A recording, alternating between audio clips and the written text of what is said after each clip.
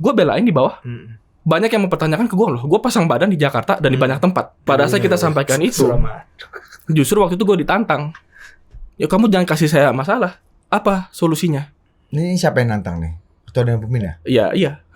Cepet, bahkan pada saat gue menelpon Ketua Dewan Pembina dan Ketua Umum Giri, kaget banget karena gue emang gak ngasih kode gue mau keluar. Gue kerja total aja karena gue percaya emang ini partai harus kita benahi bareng-bareng dengan faktor yang ada hari ini. Begini kita coba perbaikin, nggak diterima, begini kagak nyampe nih bos. Pamit.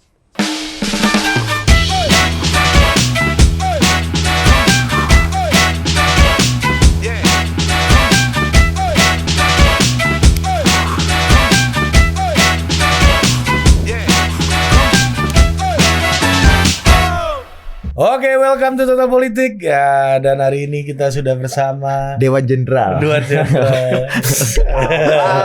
Pula Dewan Jenderal. Satu Menko Polhukamnya Dewan Jenderal.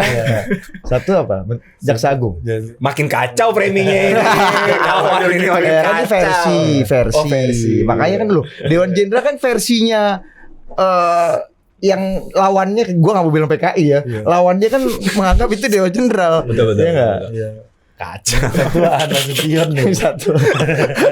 Kacau. Gitu. Itu paling mudah memahami gerakan-gerakan ini kan. Ya, dan kita sudah bersama dua alumnus. Iya, kalau alumnus itu bukannya alumni tidak lulus ya? Iya, alumnus. Justru udah selesai. Oh, alumni lulus. Pelajari semua ilmunya jadi udah cukup gitu. Nah, kalau dalam bahasa itu alumni itu jamak.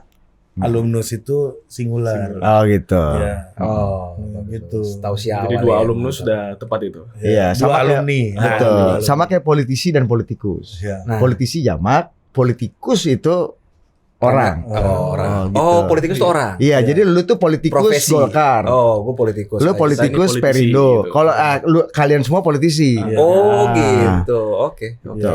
Gimana? Michael Sianipar dan Rian Erna. Halo, hai. Idola Mas anak-anak. Toko, WhatsApp. Ya. Halo, mana sih kameranya? Oh ini. Gimana ini? Apa namanya? Lu cerita ini dulu deh. Menjadi Gue duluan. Nih, kembali terlahir ke dunia ini kan. Apa nih definisinya apa nih tuh? Arahnya gimana arahnya? Kita makan siang belum dulu ajak filsafat tinggi. Bensin belum masuk nih. Emang di perut. dia sebelumnya mati? Enggak. Karirnya Kembali mati? terlahir. Oh, kembali Kembali terlahir. terlahir. Atau nggak punya harapan maksudnya? Enggak, orang umur 50 tahun, 60 tahun kan ketika misalnya ya lu lihat kakek-kakek ketika dia udah istrinya udah meninggal gitu misalnya, ketemu perempuan baru. Analoginya Nah, itu terlahir kembali. Oh, Tante ini kan membuat kita terlahir kembali. Itu terakhir kembali atau bangun kembali bos? Bangun Kacau nih analogi. bangun ya benar-benar. Bangun belum tentu. Belum tentu. Bangun adalah efek ada efek. yang diharapkan dari terlahir kembali. Karena terlahir jadi bangun. Oh Iya. ya, oke. Maaf Gara-gara ini tante. 17 plus kontennya ya. Lu kan nggak pernah urusan sama 70 tahun ke atas ya agak jarang kan? Kalau ya, Nah, kalau gua kan sering di dibahas dapil sih. ya. Iya, kalau gua spesialis sama Budi nih. Benar. Umur segitu. Ada kita tahu perubahan-perubahan ini Ya, ya. membahas Old Glory Days itu lo udah tahu banget lah. Abang dulu. Abang dulu. Abang dulu nih. Iya. Ya, benar. Kalau abang dulu, nah, kan. Ya. Ya gimana? Lu di partai yang baru gimana Bang Rian sekarang? Nah, Rian dulu lah. Hah? Lu udah disebut Ya dulu udah. kan? Iya. Yang pasti lebih happy, lebih beneran. Iya, nggak usah terganggu sama kita. Menurut gue sih yang pasti dari partai terdahulu banyak belajar. Nah di partai baru ini lebih melihat kayak vibe, wah masuk di partai baru ini kan semua petarung, semuanya pinter-pinter. Gue jadi harus belajar lagi, harus lebih rendah hati lagi. Tapi enaknya kalau turun di dapil belusukan, awareness-nya udah mentok banget kan, partai Ada. Golkar gitu. Jadi udah enak gitu menjelaskan saya ini caleg partai Golkar. Biasanya masyarakat yang gue temuin tuh langsung, wah Golkar door to door, wah, gokil nih gitu. Kayak gitunya sih. ABG ya. Ya. Abri birokrasi Golkar ini. Pada dulu, pada zaman abang dulu. Oh, dulu. Kalau sekarang kan udah beda lah, udah gitu strukturnya. Gimana Bro Mike? Iya, lu Pindah iya. dari partai baru ke partai yang lebih baru. Dari kan? indie label masuk indie label baru Iya, kan. Dia masuk major label kan. Bang Dia Rian? kan dari indie senja label masuk ke musika studio. Iya. Lu kan Ya, tetap kalau gua rasa memang yang masih terus mencoba-coba kan. Gue nih mungkin mental startupnya itu ya gue nggak masalah memulai sesuatu dari bawah dari kecil, dan itu memang salah satu pertimbangan gue waktu memutuskan ke Perindo.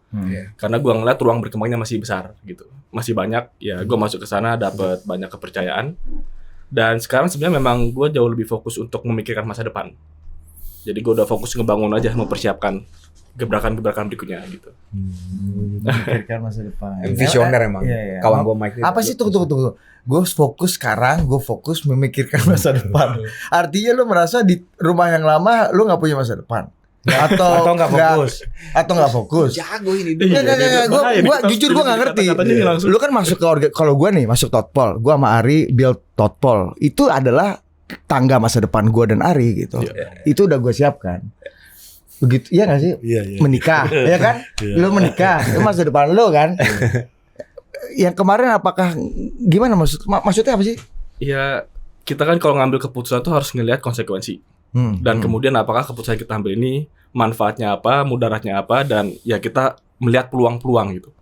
Kalau gue merasa keputusan keluar dari partai yang lama kemudian bergabung di partai yang baru, gue harus tahu arahnya kemana. Kedepannya tuh apa yang gue bisa bayangkan, bisa diwujudkan gitu. Kalau gue nggak bisa melihat itu, ya mungkin gue akan memilih untuk bertahan atau mungkin cara-cara yang lain. Tapi karena gue yakin dengan langkah yang gue lakukan ini, ada masa depan yang lebih baik, lebih menjanjikan, dan bisa berkiprah lebih luas, ya itu gue ambil gitu. Oke. Nah, ini ada gosip-gosip dulu nih sebelum kita masuk ke konten utama nih. Lu pindah ke partai baru berdua, katanya ada yang bilang lu terima uang agak banyak. Nah, ini lu jawab dulu dari sini. Kalau bola tuh bukan Bosman rules free transfer ini bukan, kan? lu emang apa namanya Siapa? hot commodity nih dalam bursa transfer nih. Siapa yang paling mahal belakangan? apa? Pemain AC Milan yang mahal banget? Tonali. Ya. Fabio. Sandro Tonali. Wis. Gimana Bang Rian? Gue dulu kali ya. Ya.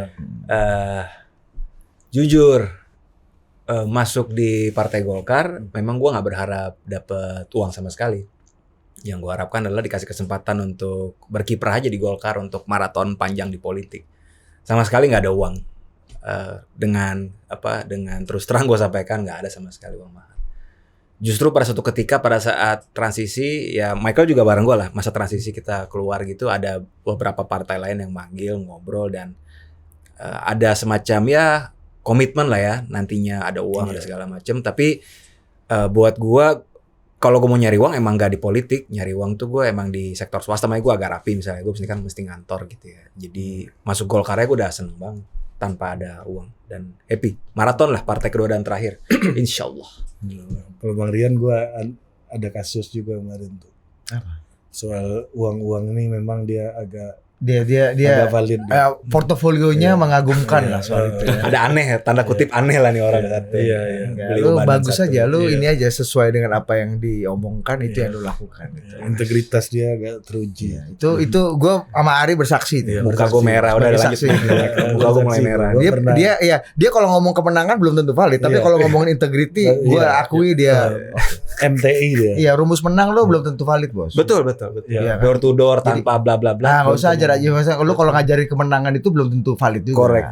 Tapi lu ngajarin integriti, lu orang yang harus jadi rujukan. Iya.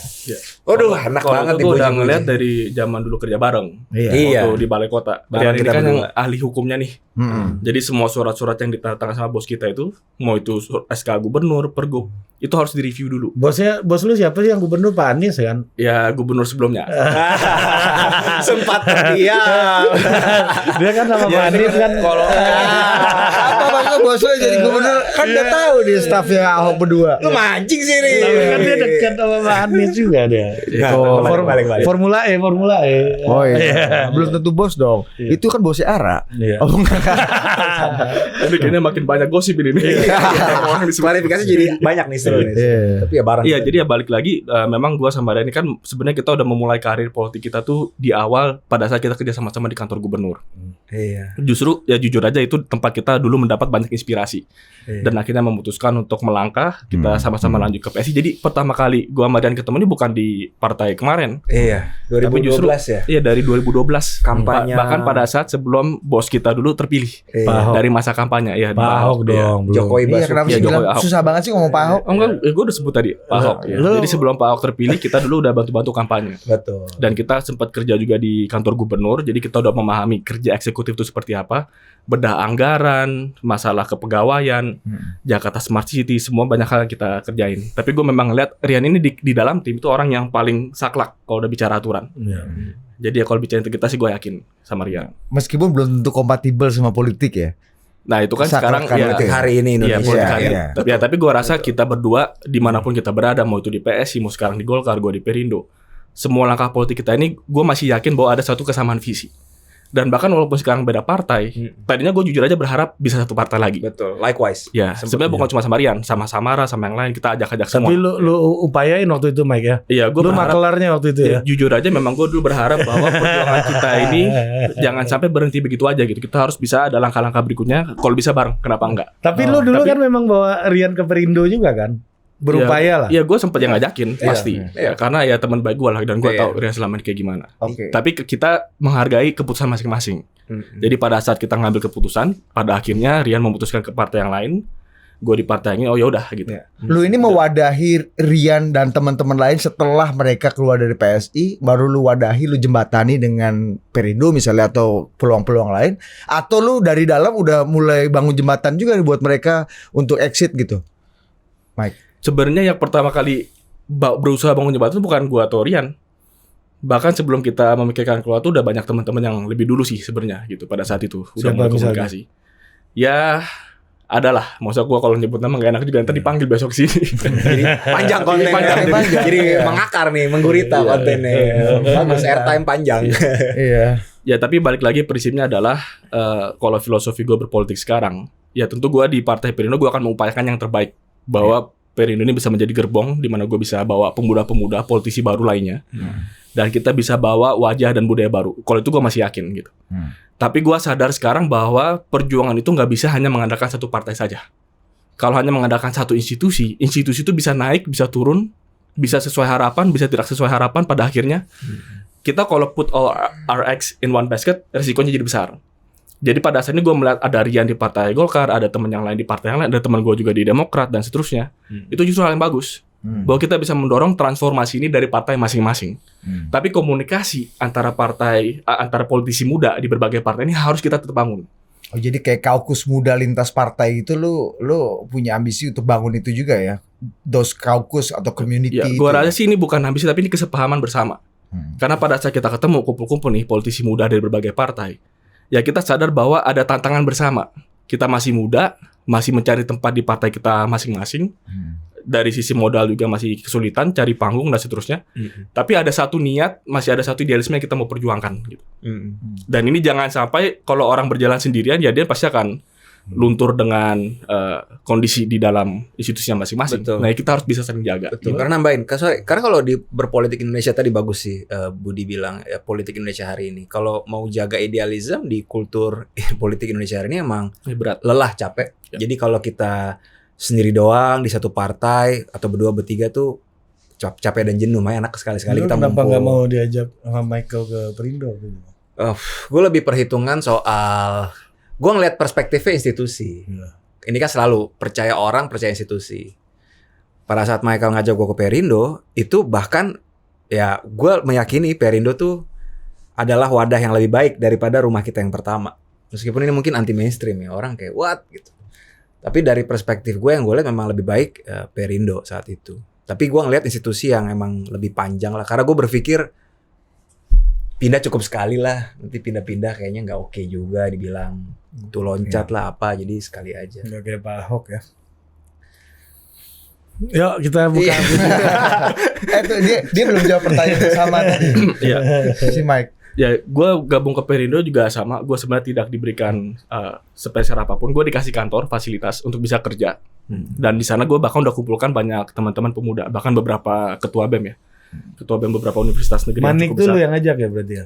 Ya, gue ngobrol-ngobrol sekali. Jujur aja gue kenal Manik belum terlalu lama sebenarnya. Baru ya bisa dibilang 4 bulan terakhir. Tapi gue ketemu dia ngobrol sekali, ngobrol kedua, ngobrol ketiga. 3 kali ngobrol, dia udah yakin untuk gabung di Perindo. Untuk langsung nyalek. Ya. 3 kali ngobrol. Gue jujur aja sebelumnya belum pernah ketemu Manik, belum pernah ngobrol sama Manik ini yang dulu ketua BEM UI. Ketua BEM UI. Tahun berapa dia? Yang waktu 2019. Pernah ada sini masa-masa dia, demo. Sempat dibejak netizen kemarin ya pas dia bilang mau nyalek dibejak netizen. Iya, karena dia Dewan apa sih yang itulah waktu Dewan demonstrasi biasa lah. Gelora. Ya, tapi ya artinya begitu gua gabung ke Perindo, ya gua beruntung difasilitasi kantor aja untuk bekerja. Tapi gua langsung cari timnya. Nah, gua juga selama ini berpolitik dari gua mulai politik 11 tahun yang lalu, itu gua selalu menjalankan model fundraising. Di mana gue tidak mengandalkan satu donatur saja. Jadi gue tentu berterima kasih sama begitu banyak ratusan, gue bahkan bisa bilang ribuan orang yang pernah bantu gue, baik secara finansial di dalam gue menjalankan PSI 8 tahun kemarin, ataupun perjuangan gue politik yang lainnya. Tapi ya gue berterima kasih, tapi gue tidak pernah merasa gue ada hutang budi khusus sehingga gue akan mengubah karakter atau integritas gue terhadap siapapun dan berapapun donasi yang mereka kasih.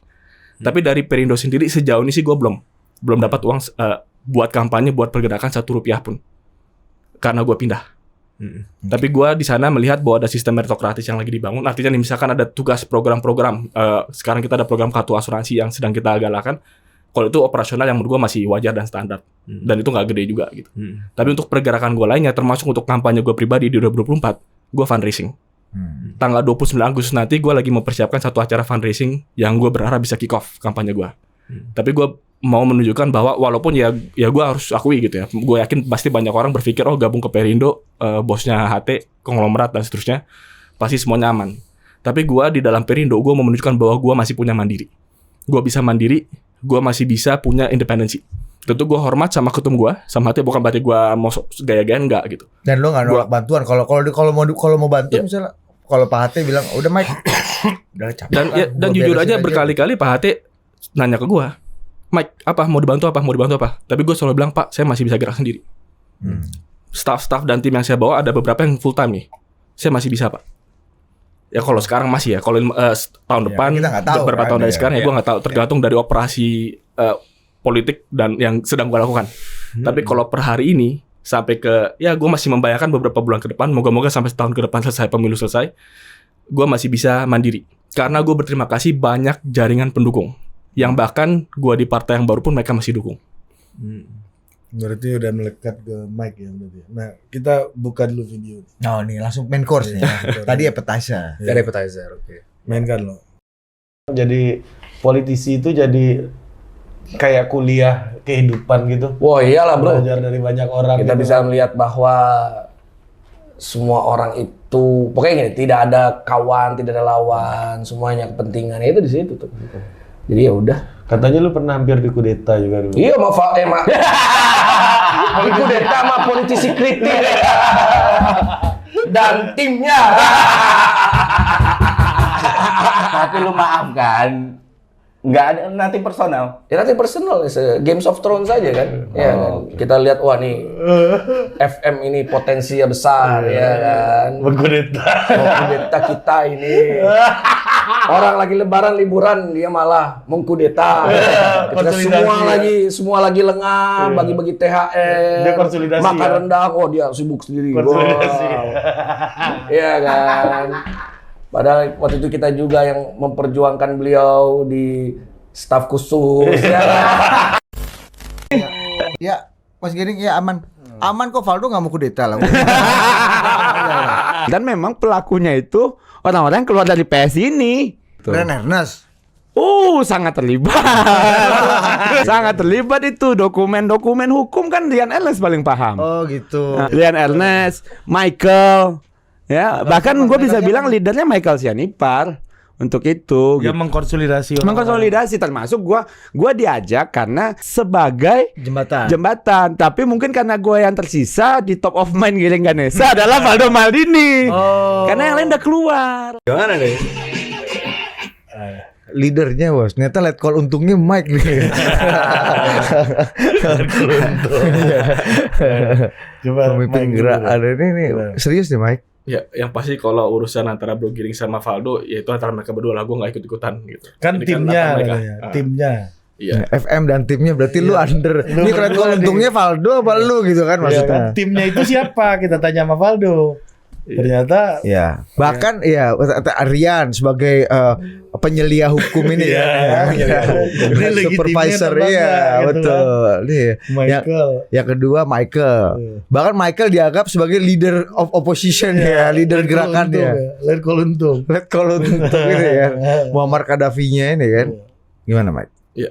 Jawab lu. Tergantung ya, gue sih nggak melihat ada upaya kudeta atau apa-apa ya. Gue dari dulu di organisasi manapun, apalagi di PS ya, yang dimana gue berkiprah dari nol, dari di Jakarta nggak ada kursi, nggak ada suara, nggak ada strukturnya kacau balau pada saat gue gabung.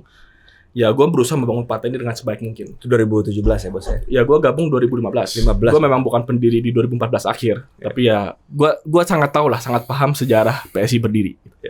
Dan gue memang di awal nggak langsung pada saat PSI berdiri gabung, tapi ya bisa dibilang pada saat gue masuk 2015 itu, ya kemudian gue diamanahkan berbagai tanggung jawab sampai jadi ketua PSI Jakarta. Gue melihat jiwa dan perhatian gue, banyak sekali energi gue memang gue curahkan untuk membangun partai ini. Tentu gue sangat concern terkait dengan masa depan partai ini mau jadi apa. Dan gue adalah orang yang sangat kritis. Dan gue bersyukur karena selama ini gue di PSI independen. Gue nggak digaji siapa-siapa. Gue cari fundraising. Dan gue sebagai ketua PSI Jakarta mandiri independen. Baik itu dari masa kampanye, setelah kemudian punya 8 kursi, kemudian kita bikin tim PR, kita bikin tim ahli, segala macam, gue berusaha mandiri. Jadi gue merasa di dalam PSI ini gue bukan staff. Bisa dibilang kasarnya gue pemegang saham. Jadi kalau ada kondisi partai yang gue rasa mengkhawatirkan, ya gue harus bicara. Dan gue sering menyampaikan itu di berbagai forum di internal gitu.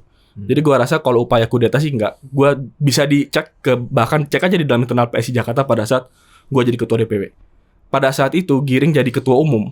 Jadi PLT dulu nih sebelum jadi ketua umum. Itu yang membicarakan banyak. Mau itu di dalam Jakarta, apalagi di Jakarta orang-orang yang sangat kritis. Sangat-sangat kritis. Kemanapun gue pergi pasti ditanya. Tapi gue orang yang bisa dicek, gue orang yang konsisten belain. Gue yang konsisten belain. Karena gue paham ada beberapa keputusan partai, walaupun gue tidak paham kenapa keputusan-keputusan tersebut terjadi di atas. Tapi gue sadar, ya udah peran gue sebagai ketua PSI Jakarta gue belain. Tapi semakin gue keliling-keliling, gue ngerasa memang banyak suara-suara dari berbagai daerah, dari para pengurus-pengurus, anggota DPRD. Gue sih tidak pernah, dan gue yakin Rian sama Valdo sama juga. Kita selalu berusaha untuk memperbaiki supaya partai ini bisa lebih siap lagi menuju 2024. Gitu. Jadi kalau dibilang kudeta sih, gue nggak tahu kudeta apa yang dimaksud. Itu Giring yang pertama kali. Iya, makanya.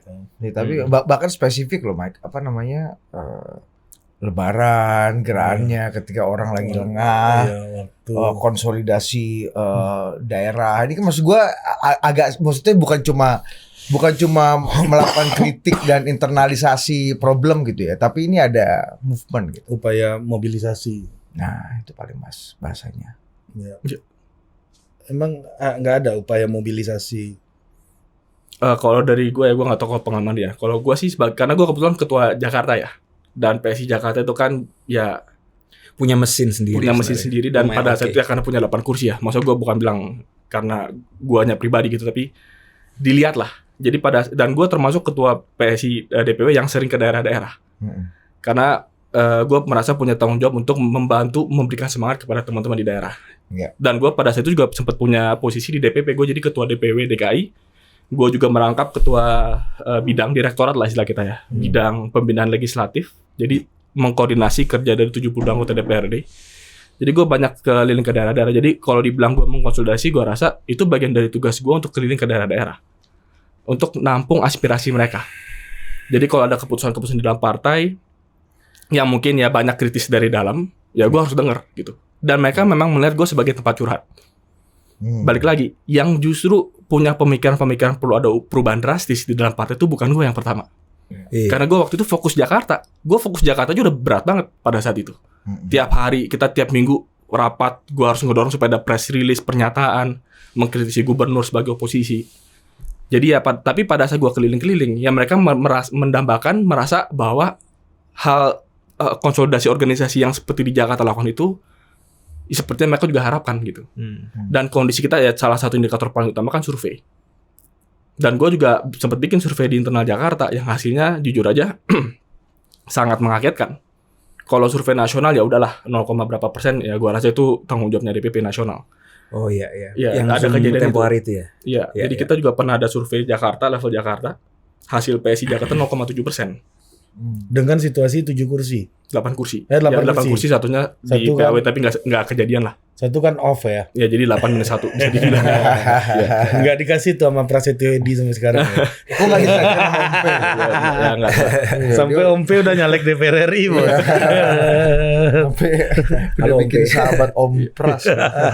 Pras Jadi for ya gue Gepin. rasa dari kondisi-kondisi itu gue menyampaikan berkali-kali.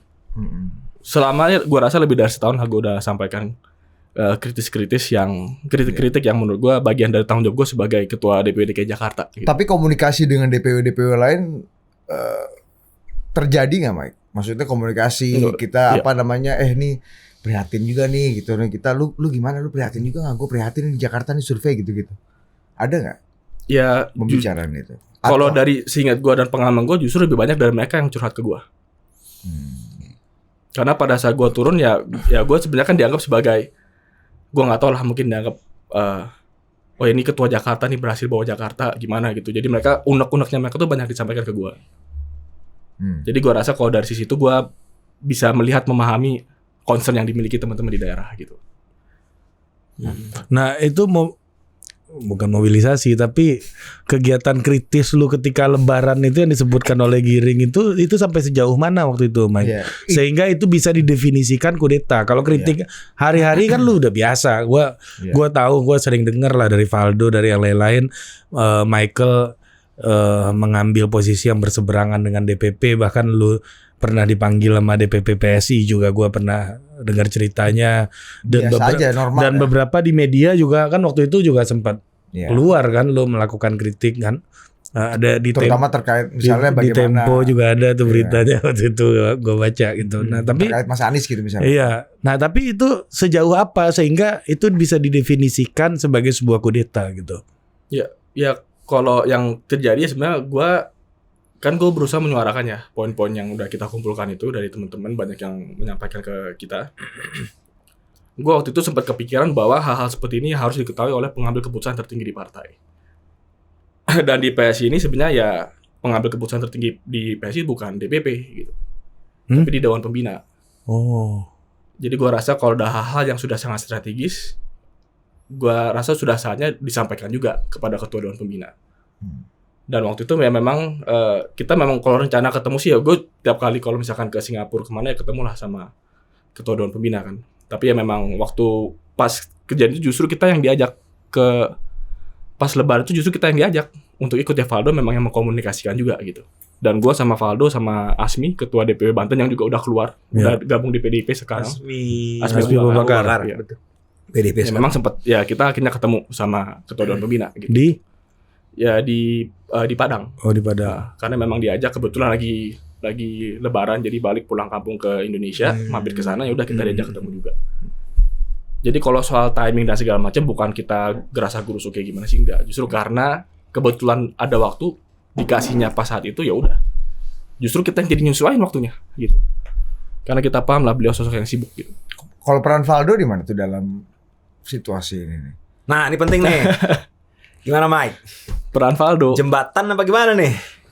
Tadi kan jembatan dia. Tadi Gimana? Kan Rian lu sebagai ini ahli Nego. hukumnya punya perspektif nih. Nah, ya. Istilah yang tepat apa nih Valdo sebenarnya? Ini perspektif politik dulu gue pengen Iya, tahu nih. dulu. Nanti gue cerita versi gue. Lu gimana? Cerita versi gua. Ini jembatan bambu, jembatan beton, jembatan apa nih satu kawan? Valdo. Ya, gua mengapresiasi lah Valdo sebagai seorang penjembatan ya. Penjembatan ya. Apa coba? Menjembatani berbagai komunikasi gitu. Ya Valdo, ya rekan kita juga lah pada saat itu gua akan bilang bahwa Valdo juga punya banyak pemikiran yang sama terkait dengan kondisi PSI. Dan ini banyak lah, gua rasa sebenarnya bukan cuma gua, Rian, Valdo atau Asmi ya. Sebenarnya ada. Tapi gua nggak mungkin lah. Ntar kalau disebut satu-satu ntar dipanggil semua satu ke sini. Intinya banyak yang menitipkan harapan ini ke lu lah, aspirasi. Ini orang ini ke PSI lu. semua tapi. Iyalah. PSI semua, PSI semua. Tapi sungkan dan gak enak untuk Iya. tampil. Jadi yang agak gila dan visioner kan kawan kita nih satu gitu kan. Iya. Yang Ya, selalu Pemegang siap, saham kan, pemegang selalu saham. siap menjadi white knight juga untuk membela memang ini. gue memang jujur aja gue ngerasa gue ada gilanya juga gitu. Ada gilanya. Gue ada gilanya juga. Gue hal gini gue nggak takut karena menurut gue ya ini demi kebaikan bersama gue harus lakukan gitu. Balik lagi karena gue punya independensi itu. Gue bisa berpikir secara independen. Bukan berarti kemudian semua pemikiran gue dan keputusan gue selalu benar, enggak juga. Makanya gue punya teman-teman yang lain. Makanya gue cek langkah kita, apa yang gue mau sampaikan ini udah bener gak? Dari kalian apa lagi? Jadi lebih ke diskusi. Dan itu lebih biasa di PSI ya. Perbedaan gerakan sendiri atau dalam kultur PSI itu memang sedemokratis itu atau ada kultur berbaris gitu. Tegak lurus, udah putusan DPP, udah putusan ketua umum, ya udah kita sampai level paling bawah tuh ya harus jalankan itu gitu. Atau diberikan ruang space untuk ada interpretasi sendiri gitu. Gimana, Rik? Menurut gue sih kalau soal mencoba merespon terhadap suatu hal atau membuat perencanaan partai ke depan, gila dinamis banget PSI. Idenya nggak pernah kurang, arah dan top. Tapi kalau bicara soal organisasi gini-gini tuh lebih yang kedua tadi lo bilang, mungkin lebih yang ya ikut dulu deh yang atas seperti apa gitu. Karena emang ya gue nggak ngerti ya, mungkin organisasi kita dan culture-nya lebih kayak gitu dulu PSI. Jadi, Nah, Valdo tadi gimana Valdo? ya Valdo. Ya katanya gue udah dari versi gue Udah ya? Penyebatan yang idenya Juga banyak di situ. juga banyak. Ya artinya penjembatan yang menitipkan juga idenya sekalian gitu. Saya jembatan, tapi saya titip ya ini. Lucu deh. Mantap juga politisi kritik. Oh, ngeri kali emang ketua BEM ini. Kita belajar banyak kita dari Valdo. Valdo jago. Jangan-jangan Manik juga ada tabiat-tabiat gitu juga kali. Tabiat gitu gimana, Bang? Begitu gagal, maaf kami cuma jembatan gitu. Kawan kita.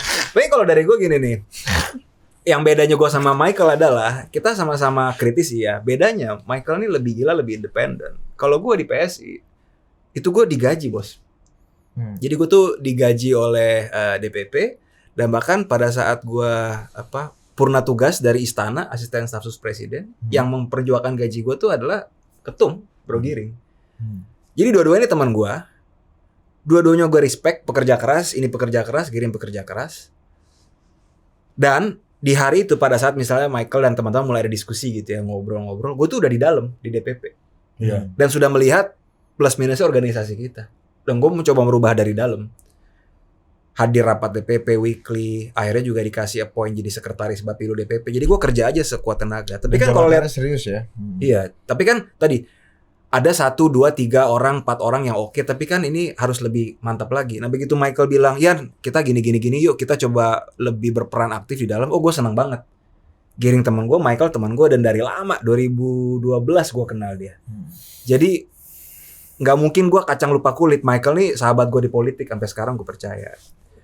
Nah gue berharap kemarin itu bisa kejadian ya kan, Michael dan rame-rame bisa lebih aktif di DPP, cuma ya somehow gagal. Tapi kegagalan ini yang nggak ngebuat kita pindah juga. Justru kita itu bertahan di dalam, coba perbaiki dari dalam. Begitu kita coba buat hitung-hitungan, ternyata berat nih gitu ya. Nah, Bang, sebelum kita lanjut nih. Lu tadi bilang gagal. Gagal nih definisinya apa sih? Kalau berhasil tuh apa? Jadi kan dulu kita discuss ya, Mike, kalau tadi si Valdo bilang soal hukum sih gue kebayang lah nanti Michael dengan teman-teman kalau di DPP itu porsinya apa gitu. Gue jujur agak lupa detailnya. Tapi dalam konteks sukses adalah mungkin kalau saat Michael bersama teman-teman yang lain itu diberi peranan yang lebih sentral. Seperti Valdo bilang kan di video Totpol yang terakhir. DPP saat itu cuma 9 bos gitu. Jadi kalau bisa ada yang emang resmi masuk di jajaran DPP. Karena Michael dengan teman-teman itu kan bukan kaleng-kaleng juga. Iya. Ini pekerja keras dan jago juga gitu loh. Tapi entah mengapa, dan gue juga nggak tahu alasannya apa. Tapi saat itu gagal ya tercapai gitu. Dan akhirnya ya udah kita udah Michael teman-teman juga merasa oke, kita udah coba bikin PR kita coba berjuang di dalam, coba konsolidasi, tapi gagal dan ya udah emang that's politics kan. Ada yang resah, ada faksi mau coba ini discuss tapi gagal atau apa, terus ya udah it's okay gitu, nggak baper. Tapi buat kita justru kita mencoba rasional objektif. Ya udah, jadi nextnya apa nih, barulah teman-teman jadi lebih jernih kepalanya buat memikirkan perahu yang lain gitu, untuk berjuang lebih lanjut. Nah, Bro Mike, apa keberhasilan waktu itu kalau Bro Mike lihat? Definisi jadi keberhasilan. Sebenarnya kalau di gue jelaskan ya. Gue rasa memang perlu dijelaskan supaya nggak mengganti giring gitu kan. Iya, goals utamanya tuh apa kalau kita dibilang mission accomplished gitu. Sama sekali nggak ada rencana kita untuk mengganti giring. Nggak. Dan banyaklah saksinya menurut gue sama sekali nggak ada. Pada saat kita menyampaikan, kita merasa bahwa ya proses pengambilan keputusan, manajemen itu harus diperbaiki. Tapi bukan soal personal, karena gue paham, gue orang PSI gue udah lama loh. Dari 2015, dan gue di posisi gue pernah jadi ketua DPD Jakarta Pusat, ketua DPD, gue paham garis organisasi. Dan seperti yang gue sampaikan tadi, gue termasuk orang yang begitu ada garis organisasi giring capres, dan juga jadi ketua umum, gue belain di bawah. Banyak yang mempertanyakan ke gue loh, gue pasang badan di Jakarta dan di banyak tempat. Karena ya balik lagi, gue ketua Jakarta, DPD DKI Jakarta, penduduk Jakarta kritis, konstituen PSI di Jakarta sangat kritis. Gue berusaha menjawab semua itu ya sebisa gue gitu. Jadi kalau dibilang struktur organisasi tadi ya gue paham bahwa di dalam organisasi harus ada komando karena sudah ada keputusan dari yang paling atas. Itu gue hargai, gue hormati gitu. Tapi kemudian pada saat berjalan gue merasa kalau seperti ini kondisi-kondisinya, ya gue merasa gue harus menyuarakan apa yang teman-teman juga sampaikan. Kita bawa ke ketua dewan pembina itu. Dan ya ini juga bisa di cross check, gue nggak tahu tapi teman-teman yang lain ada yang mau bicara juga atau enggak gitu.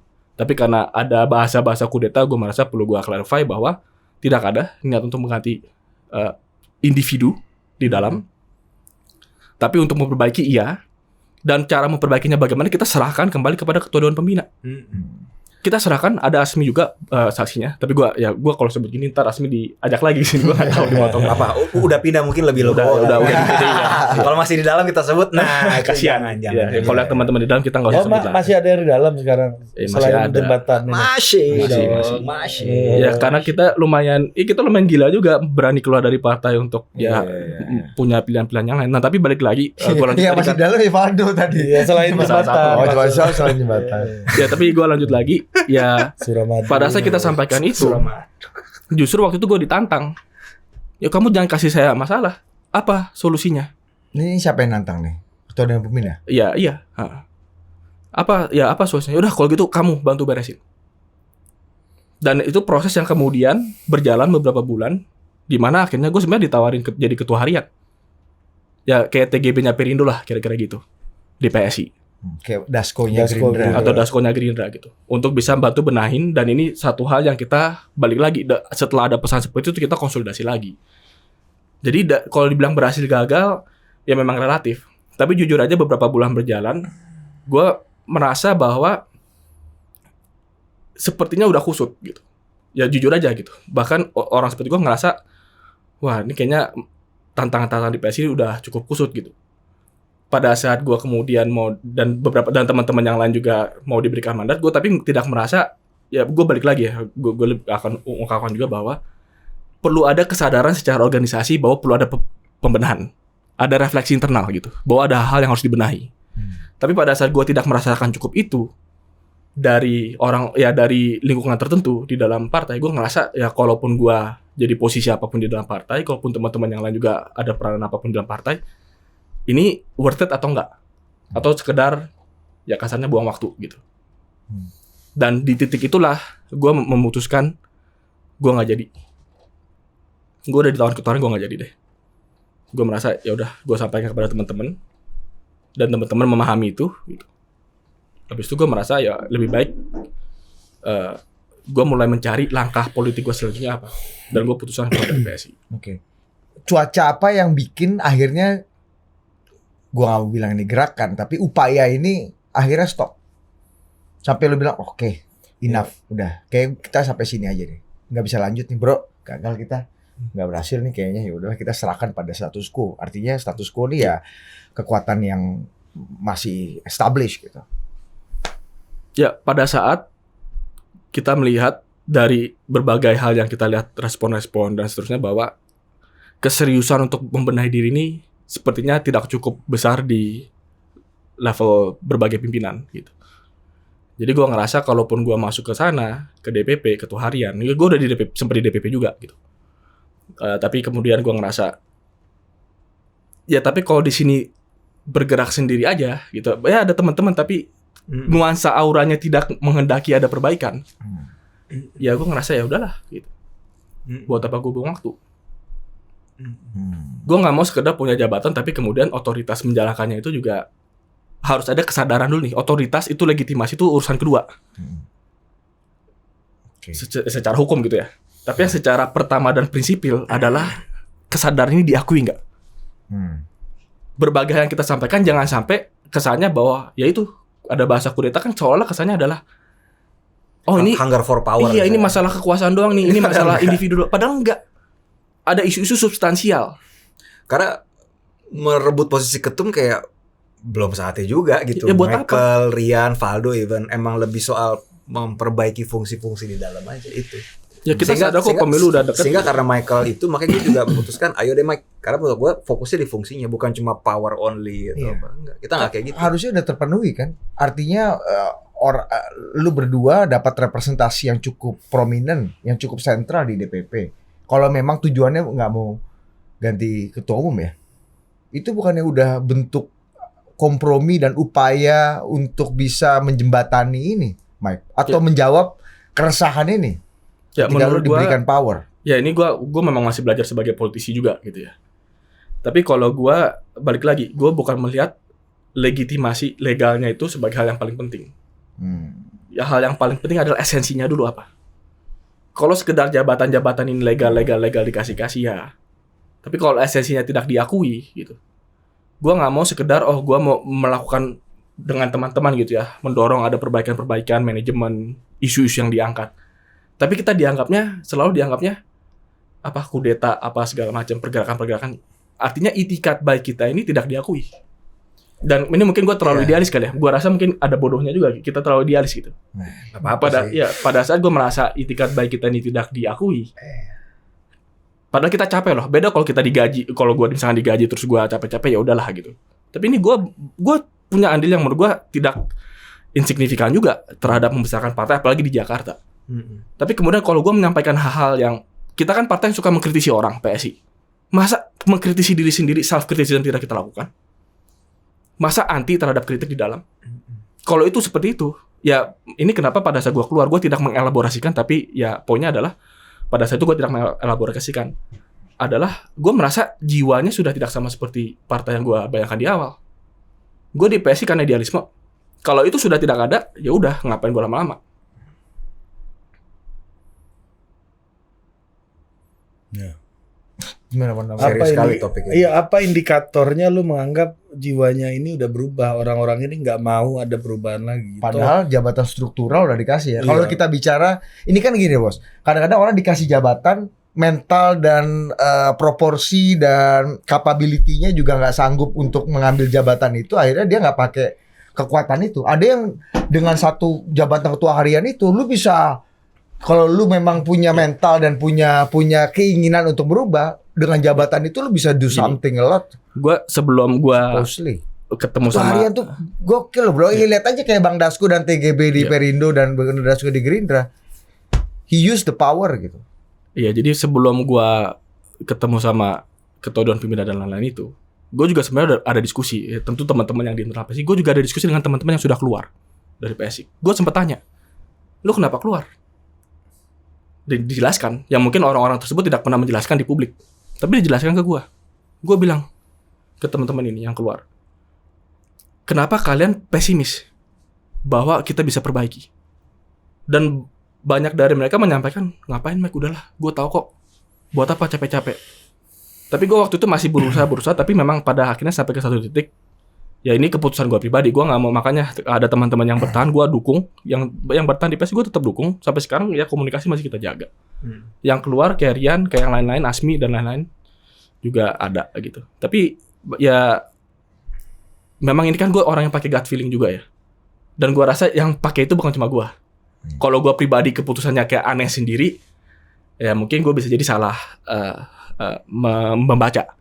Tapi gue rasa sebelum gue ada orang-orang, setelah gue juga ada yang lain juga, memang ini ada satu tren yang gue rasa ini bukan gut feeling gue pribadi, tapi memang ada satu nuansa yang gue bersyukur gue punya kebebasan untuk memilih gitu, dan gue tidak khawatir dengan risiko memilih itu. Gue keluar ya udah gue keluar.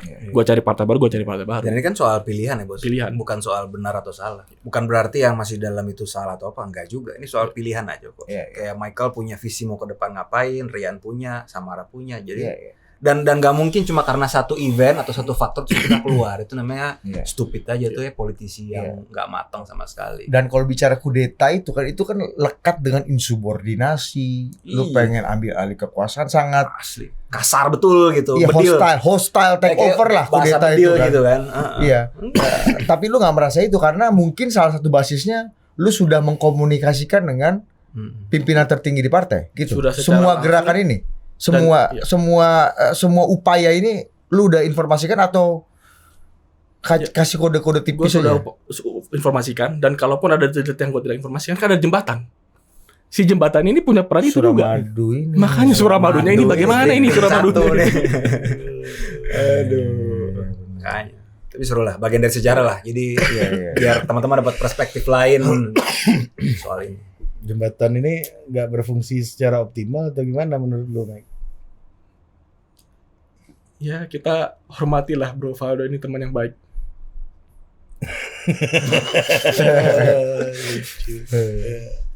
Tapi hebat beliau memilih tetap di dalam dan ada label-label tertentu tough di dalam. Canggih. Gak mudah. Baik atau jago? Jago kawan kita. Jago. Om Valdo Maldini jago Anda. Anda nggak baik.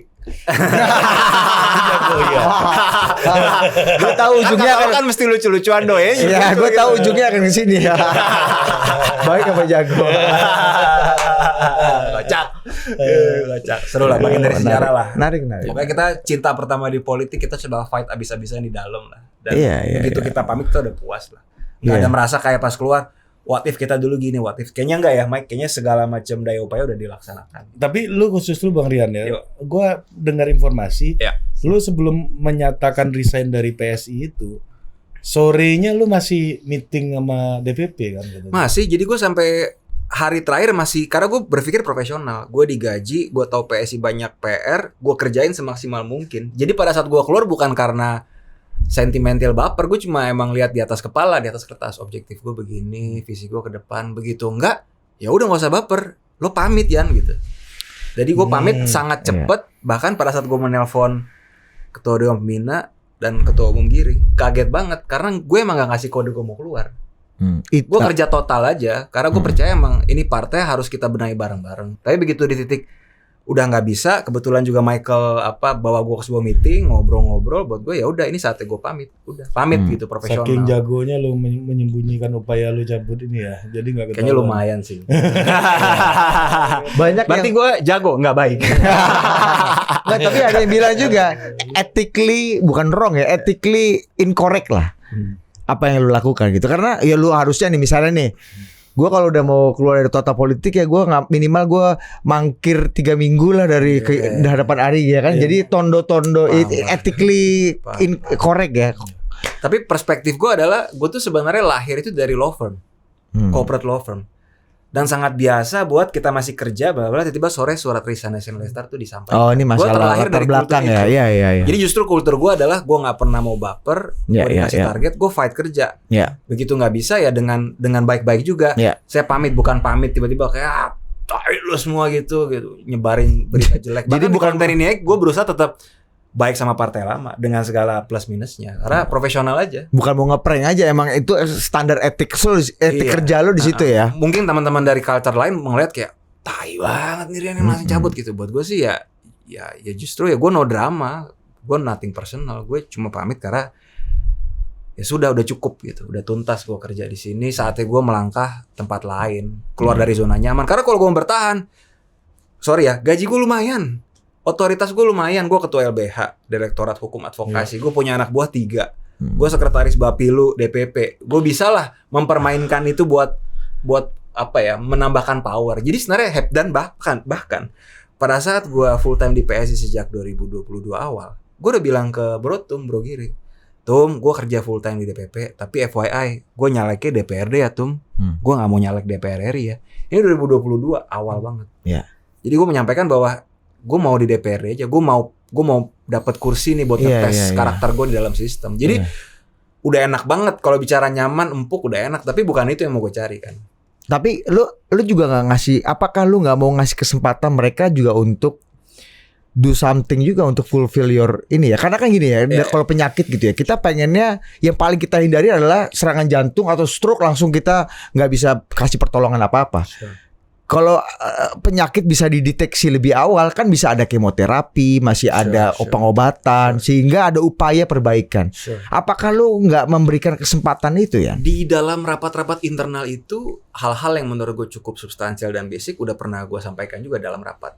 Ya, tapi kan lu kan nggak bisa mundur di situ. Kenapa sorry? Lu kan nggak pernah mengancam mundur, sehingga nggak ada upaya juga untuk bisa mengakomodasi permintaan atau aspirasi lu lebih serius dibanding biasanya gitu. Berarti kalau dari gue adalah kalau gue mengucapkan A adalah A.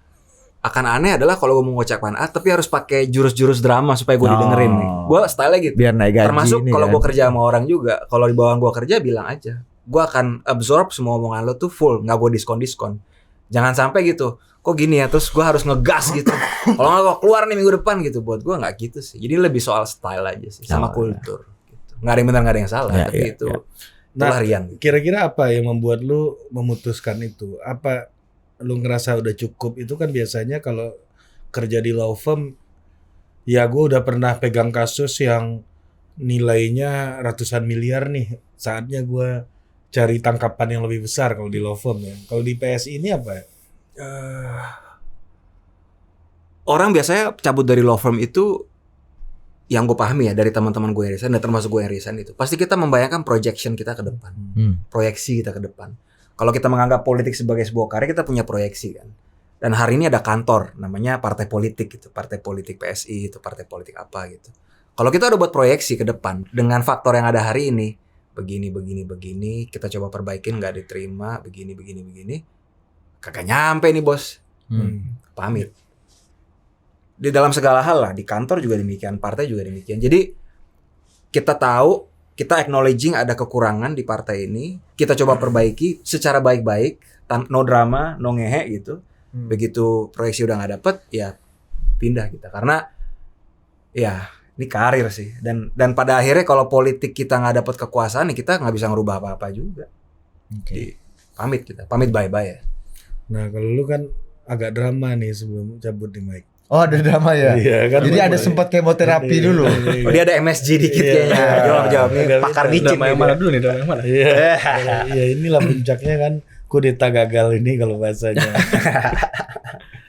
Ya balik lagi sih ya, kita sih nggak ada niat terhadap individu sih nggak ada.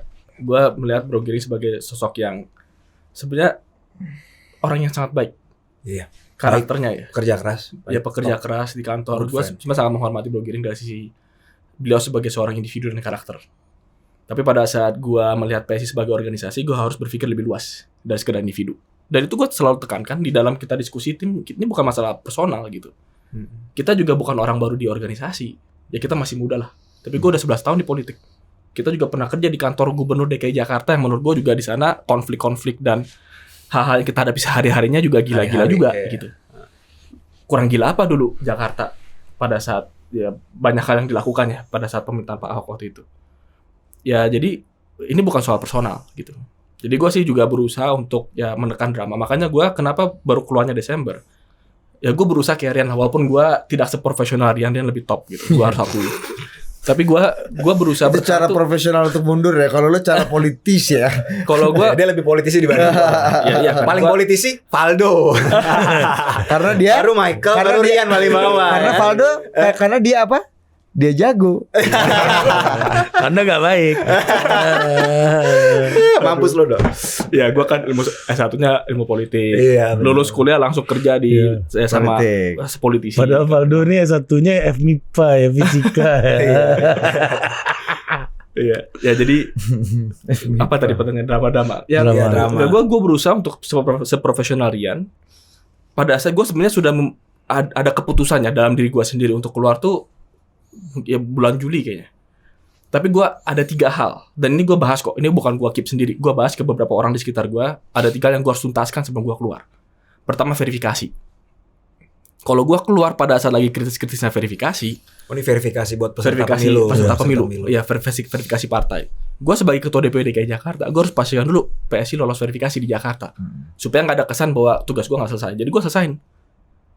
Kemudian yang kedua adalah pembahasan APBD. APBD 2023 berarti.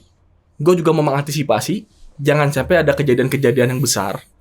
Terus karena gue sebagai ketua DPO juga nggak ada di sana untuk siap, PSI jadi nggak siap. Makanya gue mau tunggu sampai APBD dibahas tuntas supaya kalau sampai ada kejadian, gue masih bisa lah untuk secara mempertanggungjawabkan peran gue sebagai ketua partai yang punya 8 kursi di DPRD. Yang ketiga adalah gue tunggu sampai masa jabatan Anies selesai. Karena gue sudah pada saat Anies dilantik ini bisa dicari beritanya, gue pernah bikin rilis bahwa gue sebagai ketua PSI Jakarta menyatakan bahwa PSI Jakarta adalah partai oposisi yang konstruktif. Itu gue bikin rilis pada saat Anies dilantik. Gue pengen menuntaskan 5 tahun gue pernah punya portfolio ketua partai oposisi. Gue tuntaskan. Biar Kusnul Khotimah tadi ya. Iya. Kusnul Khotimah. Ya, biar amanah gue ini gue tuntaskan gitu. Jadi 3 itu gue tunggu secara profesionalnya nih, tapi gue profesionalnya gue ya gue nggak inilah beda-beda filosofinya beda-beda jurus lah. Heart attack gitu. Kalau ini kan heart attack. Iya, jadi walaupun gosip gue akan mundur itu udah kenceng, tapi ya gue 3 hal itu gue tunggu sampai ini tuntas. Oke. Abis itu baru gue mengundurkan diri. Oke. Menurut lu Valdo nih, lu kan kali ini keluar dan ini ya nyalek ya.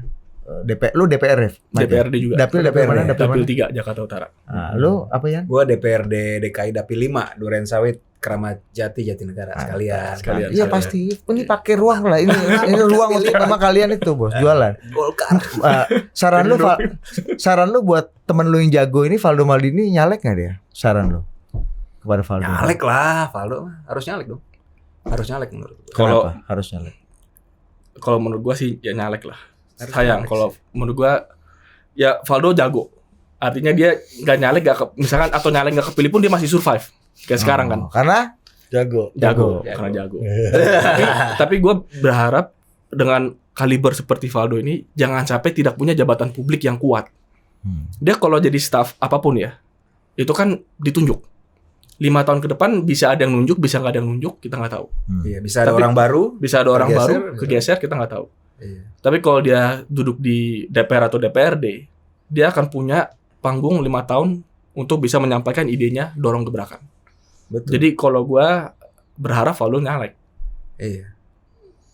Supaya setelah dia nyalek kepilih terus dia ditawarin jadi menteri atau jadi apa ya urusan lain. Silakan urusan lain, pilihan gitu. Tapi bahwa ada 5 tahun ke depan nih dia punya panggung sebagai pejabat publik di mana dia bisa mempertontonkan karakternya, pemikirannya, kejagoannya juga gitu. Itu harus ada. Sayang kalau harus ada ruang ya. Ruang itu harus ada. Sayang kalau dia agak di belakang meja gitu, sayang sih. Karena skill set dia sebenarnya skill set tempur. Tempur. Ya, bertarung. Jadi harus nyalek menurut harus nyalek. Kalau Valdo nggak nyalek itu misalnya dia ingin ada di pasti ada perhitungan yang lain. karena itu pun kan dalam konteks dia jago kan. Dia jago. Nyalek. Gue bayangin jadi Valdo jago baik coret jago. Gitu dong, ide dari gue dong, kalau menurut lu dong. Bagus deh, Bang jago. Keren Suramadu kawan kita. Susah loh orang jago tuh susah loh. Punya skill set jago itu susah loh. Lu di Lopom gaji lu tinggi ya kan, lu dipercaya macem-macem. Pak Ahok nggak jago juga kalian. Nggak jago. Tapi baik nggak gitu. Nah tapi lu lihat kalau kita lihat PSI hari ini kan banyak yang bergabung juga, orang-orang Jawa Baru banyak yang bergabung. Iya keren. Yahya, Ilmu Huta Barat misalnya. Bang Helmi Yahya masih keluar di berita di algoritma masih keluar. Nah, menurut lu apa yang mestinya orang-orang yang baru masuk PSI ini sadari betul gitu ya. Ketika mereka pasti punya ekspektasi ketika masuk, seperti halnya lu berdua dulu masuk PSI punya pesan untuk para newcomers inilah. Newcomersnya senior semua pula. Ya, mungkin dong kita bilang belajar sama yang iya. Itu kan sok humble kan. Enggak ini bicara di partai. Ya jangan sampai mereka terlibat dalam gerakan juga kan. 2.0 nanti. Iya. Apa ya? Ya gua rasa banyak loh senior kan Pak Helmi ya, terus ya Irma Huta Barat dari JW.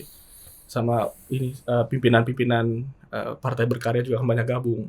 Gua rasa warnanya banyak sih. Maksud PSI yang sekarang warnanya banyak gitu. Ada dari profesional, ada dari mantan pengurus partai berkarya juga gabung. Ya kita ada kisah, kita ada keputusan yang kita ambil gitu ya. Tentu kan setiap orang bisa punya kisah yang berbeda-beda. Tapi kalau sekarang memang fokusnya udah 2024. Teman-teman ini pada nyalek, ya termasuk pesan yang sama gue sampaikan kepada teman-teman PSI yang masih ada di sana. Gitu. Gue masih jagalah pertemanan. Karena kejadian kemarin itu kita keluar, gue rasa itu hal institusional. Ya. Harus kita bedakan institusionalnya dengan persahabatan. Iya. Jadi untuk teman-teman ini ya tetap fokuslah untuk pencalekan bisa terpilih. Supaya bisa nembus parlemen, supaya bisa dapat kursi banyak juga di Jakarta dan di berbagai daerah. Kalau sekarang fokusnya itu, tapi setelah itu, ya gue berharap dimanapun kita berada, agak konyol kalau kita melihat 1-2 kejadian politik kemudian itu mendefinisikan hidup kita seumur hidup. Siapa tahu ketemu lagi sama teman-temannya. Siapa tahu kalau Valdo jangan-jangan nanti nyalek DPR di Jakarta kan masih bisa, kita nggak tahu. Terus nanti duduk bareng di Kebon Sirih. Kalau kita semua terpilih kerja bareng juga. Iya. Jadi kayak ada Pak Anies tuh nggak bisa dicap Kenapa? bapak politik identitas gitu, jangan ya, nggak bisa berarti ya. Ya kita kalau mau pakai cap-cap, gue rasa semua orang bisa suka-suka lah cap-cap orang. Pak Ganjar petugas partai itu. Ya balik lagi, 3 capres kita semua punya kelebihan kekurangan. Orang mau pasang cap, namanya juga tahun politik, pasang cap-cap segala macam. Tapi pesan gue kepada teman-teman penonton yang masih muda, jangan sampai yang tua nggak mau lu pesenin. Ini lu yang diskriminatif banget ya. Yang tua pesan gue adalah muda. buat yang tua pesan gue adalah ya jangan sampai politik kalian ini, gaya politik kalian ini merusak orang-orang muda yang masih baru gabung ke politik dan mau membawa budaya yang baru. Itu pesan gue kepada yang tua. Yang muda? Kepada yang muda, jangan sampai konflik-konflik perbedaan politik pada hari ini mengotak-ngotakan kita seumur hidup, padahal 20 tahun dari sekarang, pada saat kita akan mencapai mungkin titik puncak dari karir kita di dunia politik dan lain-lain, tantangan zaman, tantangan bangsa yang kita akan hadapi jauh berbeda. Tapi kalau kita masih terkotak-kotak karena konflik 20 tahun lalu, konyol. Jadi kita tetap harus buka komunikasi, kita harus sadar bahwa kita semua bangsa Indonesia, beda pilihan, beda politik, beda capres, itu hal biasa, tapi kalau mau polarisasi, jangan sampai merusak bangsa generasi berikutnya. Itu aja. Kalau Perindo ini apa kekuatannya sebagai sebuah organisasi? Kalau gue ngeliat Perindo partai inklusif sekarang. Ya kita punya ketua harian Partai GB, ulama, tokoh nasionalis juga gitu. Jadi ada sosok pengusaha, ada berbagai sosok ulama juga ada. Dan dia partai tengah. Jadi ya gue salah satu pilihan kenapa gue ke Perindo adalah gue melihat bahwa ini menjadi kendaraan yang bisa mencoba merangkul semua, kiri dan kanan. Karena gue pribadi, tentu silahkan semua orang punya preferensi politik. Anda mau di kiri silahkan, Anda mau di kanan, Anda mau di ekstrim kiri juga silahkan. Tapi kalau gue pengen ada upaya untuk bisa membawa ke tengah lagi. Lu dari tadi bicara muda. Ini ada judicial review ke MK untuk usia presiden dan wakil presiden. What do you think? Pendapat pribadi ya. Ya pasti dong. Ya kalau gue merasa pemahaman gue ini gue bukan ahli hukum nih, dia lebih jago lah hukum. Tapi kalau itu kan suatu ya istilahnya open legal policy ya, pemahaman gue adalah ya kalau memang DPR putuskan itu, kalau mau direvisi lebih baik ya direvisi di DPR. Jangan sampai MK itu ya gue nggak tahu entah salah ngomong, tapi ya gue berharap MK itu tidak semua undang-undang kemudian jadi di-MK-kan. Enggak. Ini bicara substansinya. Menurut lu apakah salah orang di bawah 40 tahun itu tidak boleh menjadi kandidat presiden atau wakil presiden? Ini kita bicara substansi ya, kita bukan kalau bicara. Secara substansi menurut gua sih nggak ada salahnya. Di bawah 40 tahun mau jadi cagup, mau jadi capres, mau jadi sekjen PBB silahkan gitu. Menurut gua secara substansi pribadi. Ya, substansi. Tapi proses untuk sampai kepada keputusan itu secara legalnya. Kalau ada keputusan sudah sampai melalui mekanisme undang-undang, ya gue sih berharap kita kalau mau bangun institusi ya mekanisme undang-undang itu kita lakukan juga. Gitu. Balik ke open legal policy ya. Kalau itu pemahaman legalnya dari gue. Gue setuju, substansi setuju. Cuma yang memang substansi setuju gimana, coba yang agak lengkap dong. Menurut gue ngelihat orang capable atau emang jangan dari umur, emang dari kompetensi sama rekam jejak aja. Dan umur tuh bukan satu-satunya faktor lah. Bisa aja umur 30 lebih, jadi udah banyak ceritanya lah ya, kanselir Austria segala macam udah banyak lah. Tapi memang caranya gimana sih? Nah ini gue dari kemarin gue tanya orang semuanya setuju bos. Iya. Kalau udah setuju semuanya kenapa masih susah caranya? Iya. Tapi kalau perspektif kan ngelihat caranya kan. Kayak selama ini itu kan sering banget di challenge. Selalu MK. Lu pernah ke MK juga kan? Jadi pengacaranya Valdo. Di antara kita lu yang paling. Oh, lu bareng-bareng itu juga. Betul. Karena itu rombongan politisi keriting. Tujuannya buat kawannya grup aja. Betul. Karena Valdo mau jago.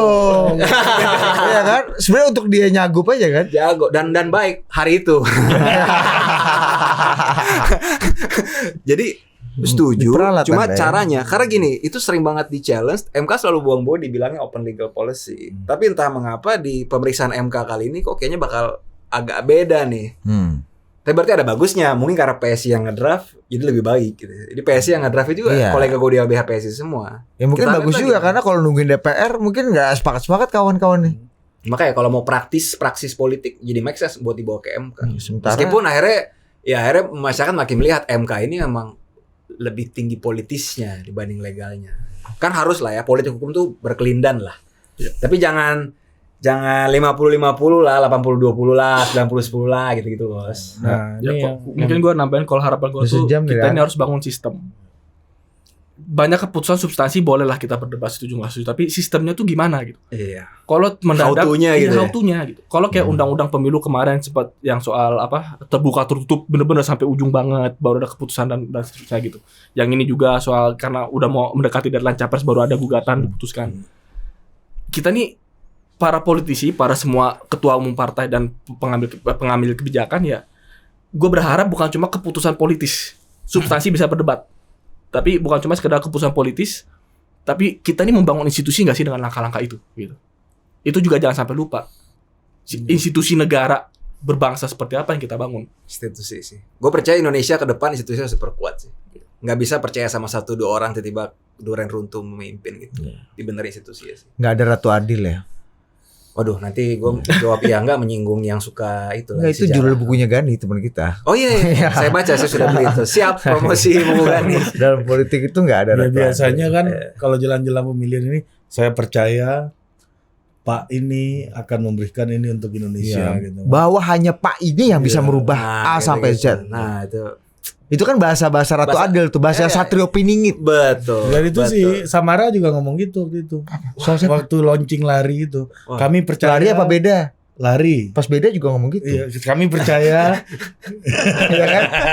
Iya kan? Pas lari gimana lari? Kami percaya Bahwa Pak Ganjar adalah solusi untuk persoalan Indonesia ini. Kira-kira gitu. Oh, itu beda gimana waktu beda? Kami percaya bahwa Pak Erick Thohir adalah solusi untuk sepak bola Indonesia. Gitu ya. Itu lari dan Beda. Beda. TKN, kami percaya bahwa Pak Jokowi adalah solusi untuk Indonesia. Apalagi lo. itu aja. Oke, terima kasih. Seru. Ya, Sejam. ya. Bro, Ada pesan terakhir?